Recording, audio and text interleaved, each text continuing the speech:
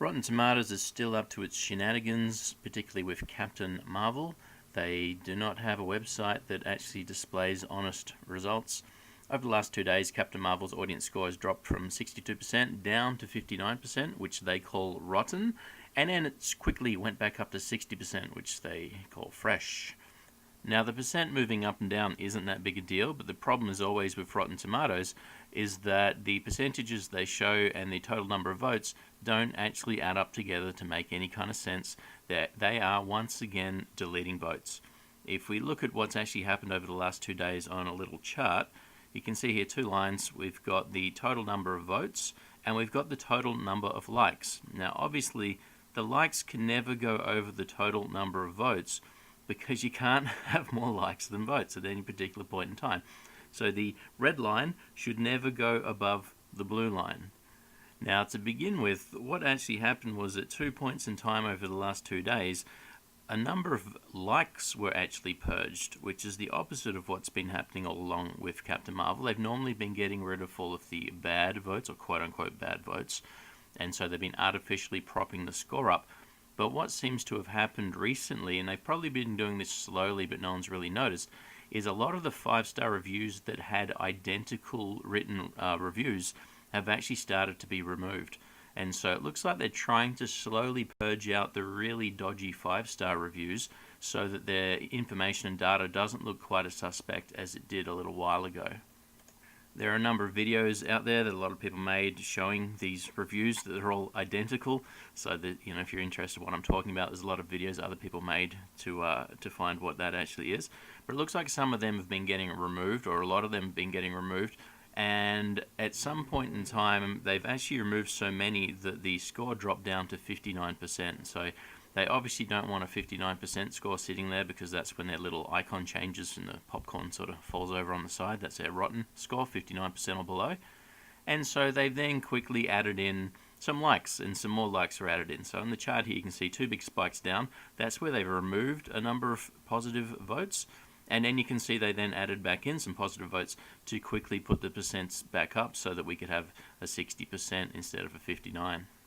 Now, because they don't show any decimal points with their current percent scores, there's a bit of wiggle room into what exactly that means. So, for example, if the score is 60%, it may actually be 59.5% or 60.4%. Okay, so they round it all down, so you can't, or round it up, so you can't actually tell what the decimal points are behind the percentages. So what that means is if you use the percentage to calculate how many likes or dislikes there are, or how many positive reviews and negative reviews there are, there's a bit of wiggle room in there, because you've got about a 1% gap, again 0.5% down and 0.5% up, between what the true numbers are. So if we actually chart that instead to sort of give them the benefit of the doubt, if you like, you can see what we get on this little graph.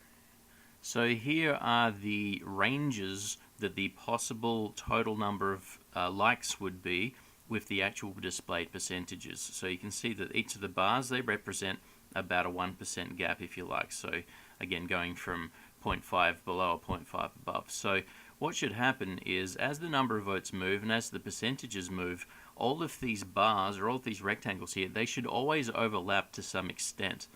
Okay, so we don't really know right now if the score is on 59.8% or is it on 60.1%. It just displays as 60%, so we're not really sure what the exact percent is, but we know that it's definitely not 1% underneath that. And so as the percents move and as the number of votes move, these should constantly overlap. But you can see very clearly that there's 4 distinct groups. Okay, there are the first 3 together, they all overlap, there's some sort of overlap involved, and then the 4th little bar here, it's actually completely underneath the 3rd bar. Okay, not by a lot, but it is completely under the 3rd bar, so that shows proof that no matter what the numbers are behind the scenes, there's some votes have been deleted. Okay, votes have been removed to move that down, and then again the next 4 bars, sorry, the next 5 bars, they all overlap each other again, and so as long as each bar next to the next bar overlaps, that could mean that the numbers are legit. Again, the numbers could still all be 100% dodgy. They've done so many bad things over the course of just what they've done with Captain Marvel that you have to assume that the whole thing is just, pardon the pun, but rotten. So if they overlap, it just shows it's not explicitly incorrect. It doesn't mean that it is correct. But anyway, so those next 5, again, they overlap to some extent, each bar next to each other. And then you can see a very large drop. Okay, that's where they've obviously purged a whole pile of votes. And so again, the total number of votes don't make any sense for the percentages. Okay, the percents can't just move up and down with a random number of extra votes. There has to be a specific number of votes to move a percent a certain amount. Okay, and they've obviously messed this up once again and accidentally not added enough in to balance it out. Now, for those three bars there, that's actually where it was on 59%. And so when the score hit 59%, it was fairly quickly moved back up again, and again you can see a gap between the third bar there of those three and the next bar, and that gap again shows proof that no matter what the decimal points were, there had to be actual votes deleted no matter what actually happened. And then since then they've moved across. Now these bars aren't an indication of time. So these are just basically where some of the points were grabbed from the Wayback Machine and some of the points that I had myself. So the three bars, for example, where it was on 59, that is not a very long period of time. So it wasn't on 59% for long. It dropped to 59% and then it quickly went up to 60% again. And it's been rising up as we go. More votes have been going on and the votes have been more in the light column. So on the surface, you could say, well, these were legitimate vote deletions and some were negative votes and some were positive votes. But because they've been behind so much, I don't know what you want to say, protection of Captain Marvel in the past, we have to assume the same thing's happening here. So again, what it looks to me like is they've tried to delete the most, I don't know, the ones that stand out the most as being fake 5-star reviews. They've deleted the ones that all had the exact same text, which anyone would go, oh yeah, that's fake, that's not a real review. But that's too many votes. Okay, if they don't have those votes propping it up, it'll drop down to 59%. So they've had to add some of those back in probably to then keep the percent up, and they're waiting for more votes to go in or for them to add more votes in until they can purge more of these dodgy votes. If you just look at the sort of audience review section again, you'll notice most of them are pretty much gone, but they have been flooded with a whole pile of new 5-star reviews. So if you look at a lot of the percents, there's a lot of 5 stars, and then there's a lot of kind of 2, 2.5, 1.5, and so on.